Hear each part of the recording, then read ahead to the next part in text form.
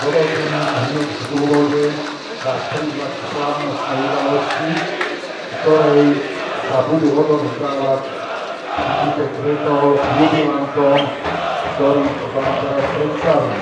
Prvý z nich je Michal Hit, bývalý hráč FC Nitra, teraz tréner reprezentačného mužstva Slovenska, ktorý sa dožíva 50. Ďalším je mládežnícky tréner Akadémie FC Nitra Tomáš Seko, ktorý bude, alebo ktorý mal v predchádzajúcich dňoch 40. A tretím ocenením je Zoltán Molnár, ktorý sa dožíva 60 rokov, dlhoročný hráč Nitry, ktorý odohral 150 zápasov a strelil 19 gólov. Ceny a gratulácie im odovzdá primátor mesta Nitry, pán Jozef Dvonč, a členovia predstavenstva FC Nitra, Jozef Petráni a Štefan Štepec. Dovolte mi, vážení športoví priatelia, v mene FC Nitra, ako i v mene všetkých futbalových priazníkov, zablahoželať jubilantom do ďalších rokov veľa zdravia a veľa úspechov v osobnom živote, tak verme ich na poli športu a futbalu. Všetko najlepšie vám. Ako na práve na tribúnach v duchu fair play.